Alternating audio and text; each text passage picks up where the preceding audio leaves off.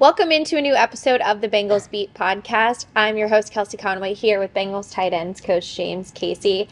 And I've been wanting to have you on podcast for a while now. This is just the right time. And I feel like for the first time in a couple of years, like your room is one of the main talking points through the first couple of days of training camp. So I want to get into how you got in this position because I think your perspective as a former player is really important when you talk about the current guys you have in your room. But just, I want to start with, what are your overall thoughts now that you've had these guys through almost 2 weeks of practice and a whole off-season program of your room as a whole?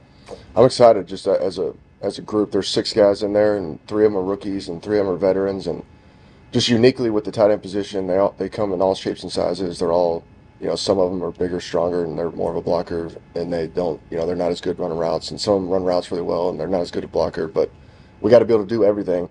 So right now we're just trying to find the best group that are going to be on the active roster that can help us in multiple ways, as, in different personnel groups. But it is exciting because we have more, we have younger guys. Right. Finally. We haven't drafted one since Drew in 2019, so now there's 3 rookies, and 2 of them are draft picks, so it's a different mindset of understanding, from experience and from coaching a little while now, how hard it is for rookie tight ends. So a lot of the focus is on the rookies because the veteran guys have been there, done that, and once you get to like year 6, 7, like you kind of know the basics of everything, so you're more coaching like on specific stuff. And the rookies, they got so much to learn, so a lot of it's on the rookie stuff, trying to teach them like things. But overall, it's a great group of guys. There's 6 of them, and they've been doing a great job so far. And it's ups and downs, the emotional, roller coaster of training camp. But by the time we get to the season, like it'll all settle itself out, and hopefully we'll have a really good group. You just brought up something that I want to ask, and that is you guys drafted 2 tight ends this year, and the first time since 2019. And I think that you caught a lot of people in the NFL world by surprise this year by drafting not only 1, but doubling up in the draft at the tight end position, because I think everybody thought that last year you guys were going to draft a tight end. I mean, I think every mock draft, which I know the coaches don't pay much attention to it, but in my world, all of the draft analysts, pretty much every mock draft was the Bengals are going to take a tight end because it was so loaded last year. How did you get to not just taking 1 tight end in Eric, but taking Tanner too, and the decision, like, why take 2 in 1 draft class? Well, as a tight end coach, I'm just focused on tight ends and just coaching the guys that we have and trying to help them the best way I can. And so the draft pick stuff and the free agent signings and the roster stuff is above my pay grade. And I honestly don't even. I tell the tight ends all the time, like, I don't have a say a lot in, like, who's on the team and who. So you weren't, like, banging your fist, like, we got to take 2 tight ends. And I, with Duke and Mr. Brown and Zach, like, they're all involved in all that stuff, and they're making those decisions. But it has been, unique because the last 5 years I've been watching all the tight ends and, grading them and seeing what I believe, and then watching them kind of progress through the NFL to see who, trying to consciously think about, like, what I thought about them coming out of college and then what they've ended up being first couple of years. But we haven't drafted one in a long time, so this year was no different. I was doing the same thing and great, looking through all the guys and grading them, and I thought we were going to draft one for the last 5 years and we hadn't, so I'm never getting my hopes up. But then Eric was there in the 4th round, and we thought really highly of him. He's come off the injury, and he's done a great job of getting himself back. He's finally getting close to being, like, really cleared and being ready to go. And same thing with Tanner, like, coming from Arizona, McLaughlin, watching his film, they all have a long way to go when they're rookies. Like, none of them are coming in, like, really, really ready to go. There's outliers, like Laporta last year was good. You could see for his college film he's more already developed as a blocker a little bit better. But they all have a long way to go. And so I was excited this year to get not only 1, but then 2 of them. But then I also knew I got my work cut out for me because I know from personal experience as a player, and then from coaching, like, it is really difficult for rookie tight ends to, just like, like a rookie quarterback. It's really hard for a rookie quarterback to come in and be successful right away. So I'm trying to do everything I can to help them kind of jump through some of the growing pains that happens with young tight ends, because there's so much they got to know, and they're going against Myles Garrett and T.J. Watt, so they got to, you got to be an exceptional type of person to be able to come in as a rookie and play, meaningful snaps. Well, you brought up an interesting point that I wasn't even thinking to ask you, but since you said it, like the evolution of the tight end position, probably it seems like right now, because maybe of the talent of the last couple of guys that have come out with the Laportas and the Dalton Kincaids, and then you have your stars like George Kittle and Travis Kelce, like, and maybe it's because the media spotlight is bigger on them. I mean, you have George Kittle on receiver on Netflix, like it feels like the tight end position has like been revolutionized a little bit. For the listeners that don't know, I wanted you to talk a little bit about your experience, because I think that's what makes you such an interesting coach, because you have, not that long ago, you were playing and you're able to coach the guys in the position that you played, because sometimes coaches go in but they don't coach the position that they played. So will you tell me a little bit about your experience playing the position and how from your perspective you've seen it change from just when you stopped playing to now? Yes, hopefully I did, obviously it should be a huge benefit that I did play the position. Now I'm coaching it, but it's not a given that it is that. You also, I can't just pretend just because I played it like I'm going to know everything. And some guys that didn't play the position are great coaches as well. But if even when I was playing, I knew I wanted to coach, so I was thinking about it back then. So now I'm trying to offer maybe a different perspective as I'm coaching these guys than they may get at other places or with other coaches. And it's still based off of, it is great to, I play tight end, I coach tight end, so like I'm all tight end. I love tight ends, and it's all I think about all the time. It is great to see in the NFL where they're utilizing guys more and putting them in more, like really, really at the end of the day, like when you're watching the games and it's so much about, I don't ever care about it, but I know like fantasy football and the fans and the media, and like really most people are just watching where the ball goes, like who catches it. Yeah. So they're not really watching the game within the game and like understanding how important all the other aspects of it are. And it's dependent upon, like you talk about the evolution of it, it's dependent upon the scheme of the offense. Like Kansas City with Kelce, they run a much different style of scheme as like George Kittle at San Francisco, where he's got to be way more involved in like the wide zone run scheme and pass protection. And so it's based off of what your offensive coordinator and it's based off the offensive coordinator and quarterback first. Like what style of quarterback do you have? What style of offense are you going to run? And then the tight ends got to be very versatile to be able to like mold themselves into whatever you're doing offensively, because you don't want to be. When I think of it is you don't want to pigeonhole yourself a lot, like as a tight end, where if you're only a pass catcher guy or you're only a blocker, the defenses are really smart too. Like it's the NFL, it's $1 billion industry. There's a lot of really smart coaches out there, a lot of really smart players, and so if you get where a certain guy goes in and he's only going to do these kind of things, and you take away a bunch of other concepts that you could do, it hurts you as an offense. So you got to kind of be selective of, if you just have a pass catcher guy, then if you're like Kansas City, when they design their offense really around Kelce kind of. It's hard to get to that point though as a young tight end, or to establish yourself being so good that you can have an offense kind of design it around you. Most of the time it's designed around the quarterback and your offensive line. So it's great to see it kind of branching out, and the tight ends are more involved in the pass game. But at the end of the day, it's still football. Like they got to be able to block. They got to be able to. They may not be the best blocker, but they at least got to be willing to do it and be adequate where they're not at a disadvantage when they're blocking. And then they got to be able to run routes and catch the ball, and not be at a disadvantage in that, but not being a disadvantage as an offensive perspective. But they're really at a disadvantage on everything they do, like the tight ends, because they're blocking the DNs that are like Myles Garrett and T.J. Watt. These guys are like 30 pounds more than them, and most of these guys that are like, every team we play has got freakazoid defensive ends that are making $15 million, and then they got to run routes against safeties that are making a lot of money and are faster. But there is a huge advantage if you get good tight ends. That's why we've had kind of like the way it's shook out like the last couple of years, where we have different tight ends each year. And besides Drew, he's been the lone soldier that's been here the whole time, and so it makes it a little difficult when you get different guys each year. So I'm excited this year to have rookies. So hopefully we can get them going early on, and then we can have them here for a couple of years, and then they can get better and better, and really, I can really hopefully make an impact on the guy if I'm around him for multiple years, and he can really, really be smart and understand football. I want to ask you specifically about each one of the guys in your room, but before I ask you about them, since we're talking about you being a former player, we were just talking before we started recording about your journey as a player, and a quarterback that you played with towards the end of your career was Peyton Manning. And the reason I wanted to bring it up is because through the first couple of years, a lot of analysts and people that have studied the NFL for a lot longer than I have been open in saying they see a lot of comparisons between Joe Burrow and Peyton Manning. You played with Peyton Manning for how long? Just like half of the season. Half of a season. Well, you were at least in the meeting rooms and in the huddle with him long enough to know. You've been with Joe Burrow since he was drafted here, and I assume at this point you know him pretty well. How much do you think that they are a fair comparison, and what do you think of that when people say that?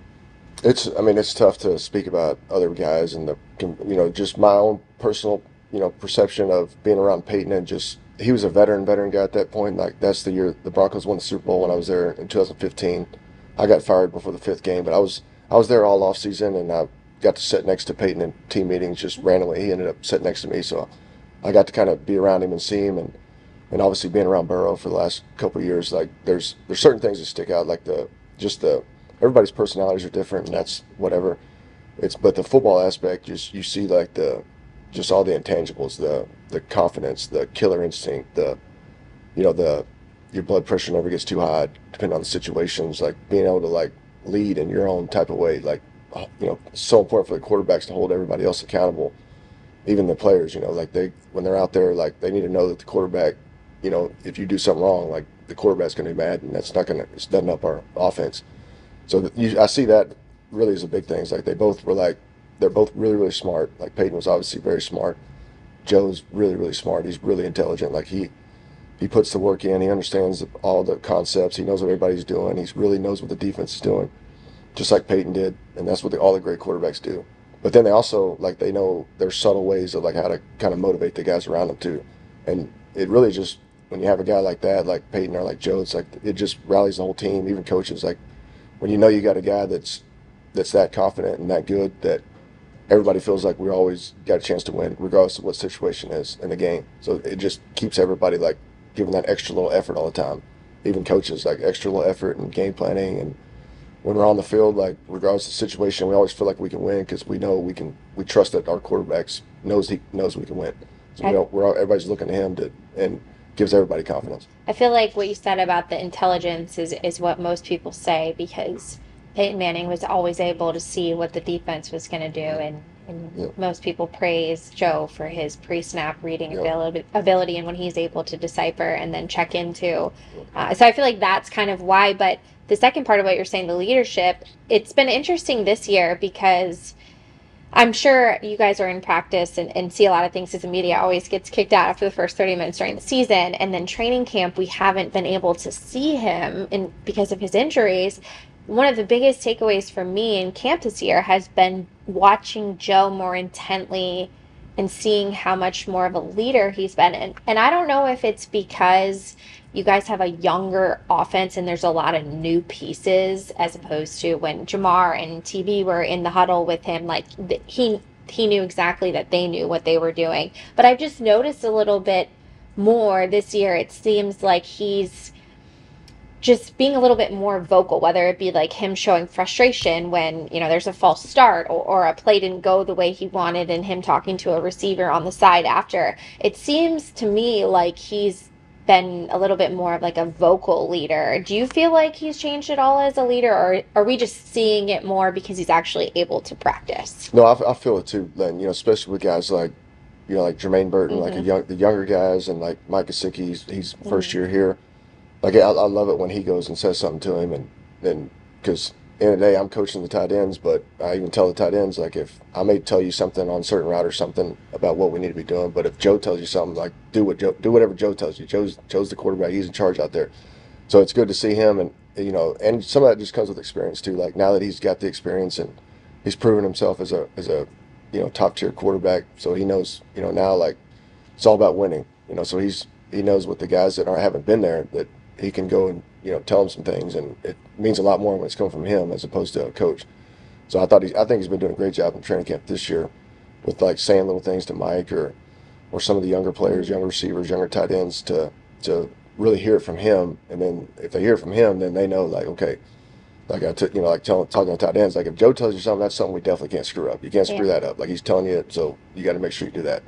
And they get the sense as the players if he's telling you something too, like they know that, okay, I really got to be on top of this if he's giving me some kind of coaching point on something. Right. And I think that's what makes this year the offense so exciting to watch it unfold over the first couple of months, because you almost knew what you were going to expect to some degree with the three receivers you had, and the tight end was kind of always, you didn't know what you were going to get until halfway through this season. I mean, when you look at Hayden and some of the guys, but this year there's just so much new, and it's going to be interesting to see how all those pieces come together. So one of the pieces that I wanted to start off with asking about, who you were just talking about, is Mike Gesicki, and you know him better than anyone. What do you feel like he brings to this offense?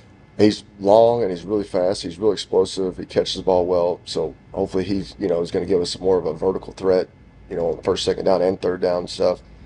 And just more something that the defense has got to be thinking about, because he is athletic enough and fast enough, and he's proven himself as a pass catcher, over the years, where the defense has got to know that he's out there, as opposed to sometimes when, if a tight end's out there and he's not really of a threat, too much of a vertical pass, they can design their coverages to kind of roll towards our receivers and kind of leave the linebacker on the tight end.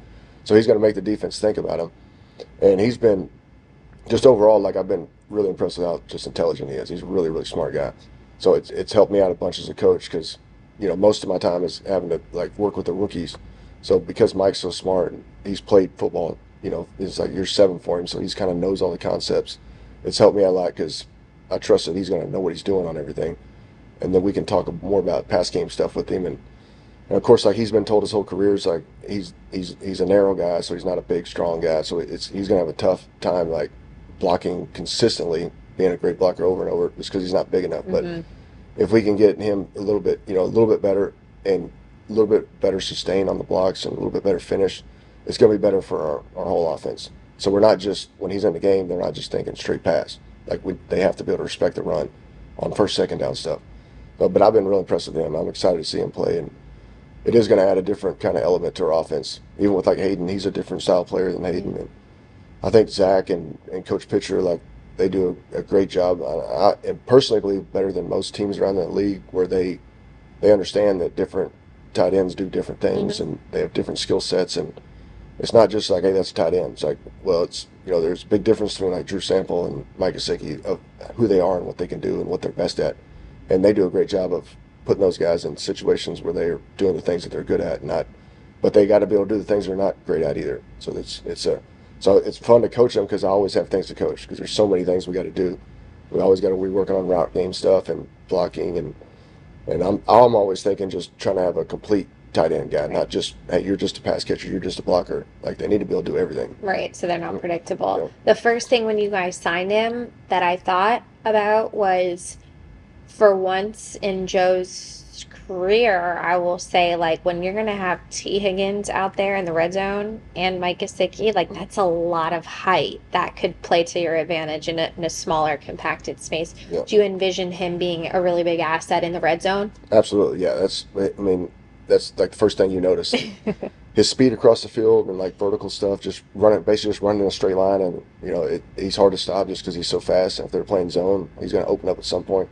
Well, you got to pass protect it is the issue, and then the red zone stuff. He's so long and he can jump. Like, it's going to add another dynamic to us in the red zone, where we have all of our base red zone concepts we've done in the past, and of course we want to get the ball to Jamar and T. That's, we'd be dummies not to. But we also have another guy, depending upon what the coverage is, where this training camp, it's really, a lot of it's about, like, Mike and like Tanner Hudson and all the guys getting Joe comfortable with them, so Joe can feel like he can trust him if he gives him a shot.